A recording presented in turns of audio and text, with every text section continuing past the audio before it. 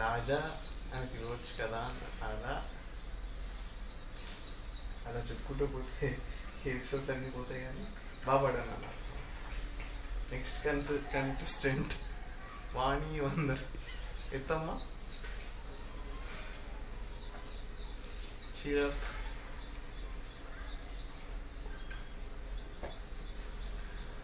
ఓ పాపాలాలి music చేసినప్పుడు ఎట్లా ఉంది మీ ఫీలింగ్? అది యాక్చువల్లీ మేము అనుకుని చేసింది కాదు. అది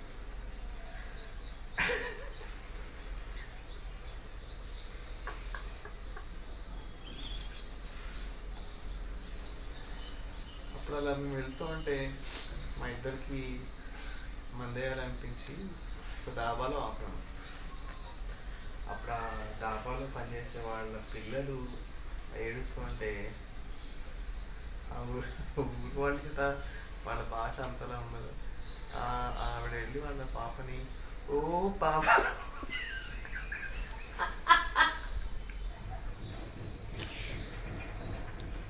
అప్పటికప్పుడు కూర్చొని డాబాలో కంపోజ్ చేసిన సాంగ్ ఈవేళ ఇంత దానికి ప్రసిద్ధి చెందిందంటే నిజంగా అది సంగీతానికి ఉన్న పవర్ అని చెప్పుకోవాలి. మీకు ఇళయరాజాకి మధ్య రిలేషన్ ఎట్లా ఉండేది? అది అస్సలు బయటికి చెప్పుకోలే.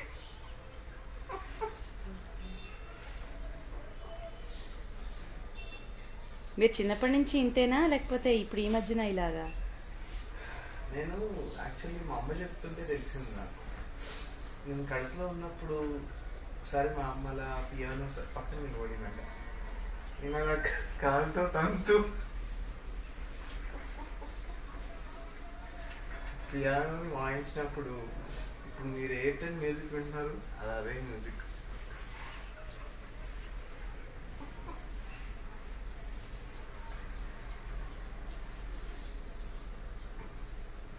రాబోయే మీ ఆల్బమ్స్ ఎలా ఉంటాయి?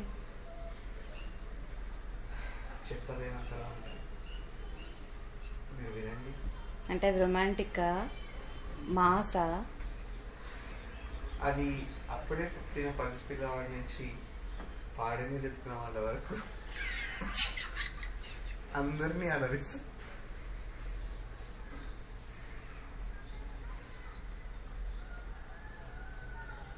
పాడ మీద ఎక్కాక లేకపోతే పాడ మీదకి ఎక్కేవాళ్ళు? పాడ మీద ఎక్కకుండా ఉండాలి అనే ఆలోచన ఉన్నవాళ్ళని కూడా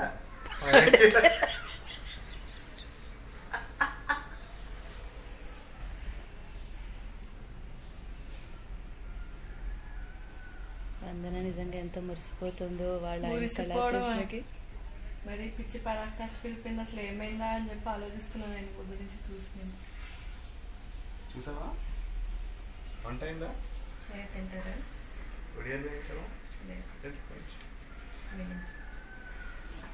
పొద్దున పూరి వీడికి బాగా తేడా చేసింది. పూరి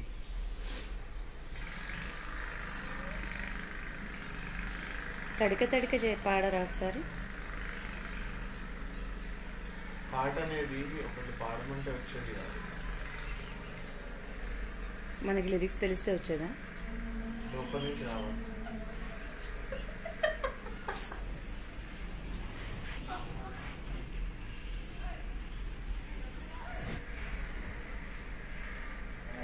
లోపల నుంచి అంటే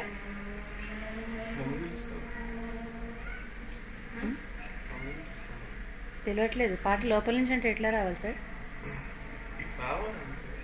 అంటే ఏదొచ్చినట్టు పొద్దున వెళ్ళి ప్రతిరోజు పొద్దున లేచిన వెంటనే ఎవరైనా మనకు చెప్తున్నారు బాత్రూమ్కి వెళ్ళండి అని. అది ప్రకృతి సహజసిద్ధంగా జరిగే విషయం. పాటలు అలాంటివి. అంటే దీనికి దానికి అవినాభావ సంబంధం ఉందని మీ ఉద్దేశం? రెండో లోపల నుంచి వస్తుంది.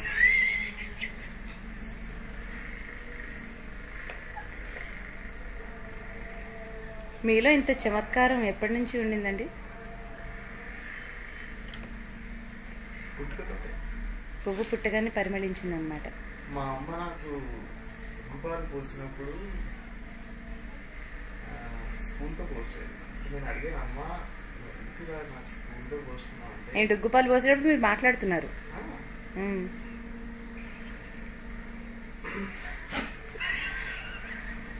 అడిగినప్పుడు బాబు ఇది ఇది స్పూన్ కదా నాయన, ఇది చెంచా.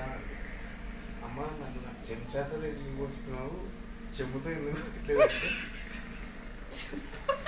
నీకు చమత్కారం రావాలరా, ఆ చాని యాక్చువల్లీ చెంచాతోటే స్టార్ట్ అవుతుంది, అందుకే ఇప్పటి నుంచి నీకు చెంబు కూడా చాతోటే స్టార్ట్ అవుతుంది కదా గురుగారు.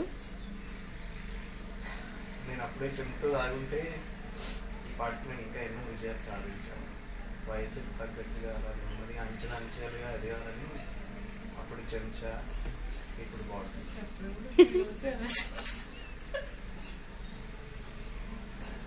మీరు పాటలు ఎక్కువగా నైట్ టైం కంపోజ్ చేస్తారా, డే టైంలో కంపోజ్ చేస్తారా? కంపోజ్ చేస్తాను. ఇది యాక్చువల్లీ చాలా విచిత్రమైన ప్రశ్న. ఎందుకంటే నేను అంటే నాకున్న ఆలోచనని ఆచరణలో పెట్టడానికి నాకు 24 గంటలు సరిపోవేమో అనిపిస్తుంది. అందుకే ఈ మధ్య చిన్న చిన్న దర్శకులు వాళ్ళు మన అప్కమింగ్ ఆర్టిస్టులు అంటారు, వాళ్ళందరినీ చుట్టూ కూర్చోబెట్టుకొని నేను వాళ్ళనే కంపోజ్ చేయమని పెట్టుకుంటాను.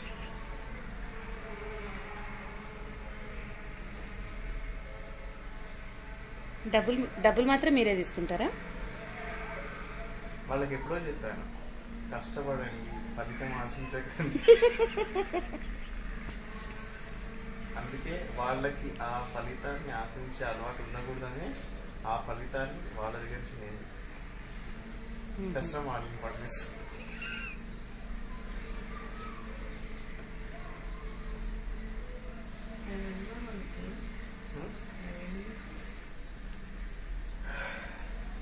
ఏమైంది మీకు అన్న ఈ క్వశ్చన్, నేను ఈ ప్రశ్నని అడిగినప్పుడల్లా నేను కేవీ మహాదేవతో పనిచేసిన రోజులు గుర్తొస్తాను. ఆయన కూడా చాలా తమాషా మనిషి, ఆయన కూడా కొంచెం నా అంత కాకపోతే కొంచెం సంగీతజ్ఞ ఉంది. ఆయన అప్పుడు అడిగేవాడు, మీకు ఏమైంది, మీరు ఇంత అలా ఇంత చిన్న వయసులో ఇన్ని విజయాలు సాధించిన సింపుల్గా ఎలా ఉండగలుగుతున్నారు అని.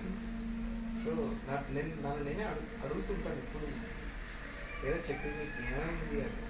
కానీ తెలియదు. అంటే మీరు చక్రవర్తి అంత గొప్పవాళ్ళు కావాలన్నా మ్యూజిక్ డైరెక్షన్లో మీ పేరు చక్రవర్తి అని పెట్టారు.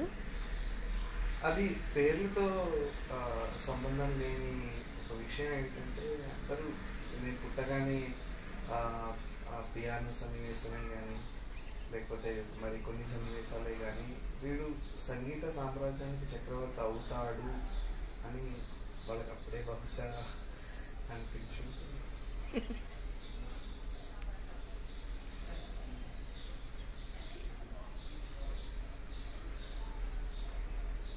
మీ విజయంలో మీ భార్య పాత్ర ఎంతవరకు ఉంది? నా భార్య పాత్ర నా జీవితంలో క్లియో పాత్ర వంటిది.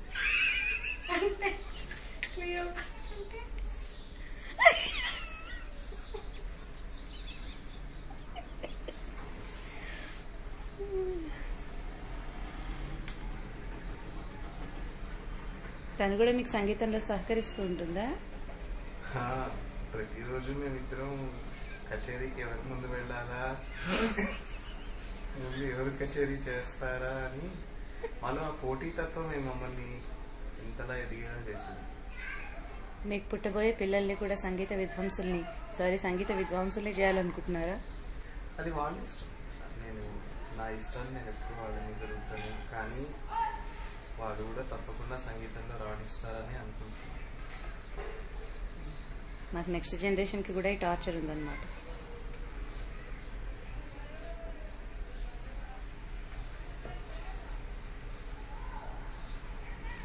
మీ ఫ్యామిలీ మెంబర్స్, మీ అమ్మగారు, మీ నాన్నగారు, మీ చెల్లెళ్ళు మీకు ఎట్లా సపోర్ట్ చేస్తారు? ఇంత ఆనందంగా ఉన్న నాలో కూడా నా పాస్లో చాలా కష్టాలు పడ్డాను, కానీ అవన్నీ టీవీ చెప్పదలుచుకోలేదు. కానీ వాళ్ళు నా కోసం కొవ్వెత్తులా కరిగారు.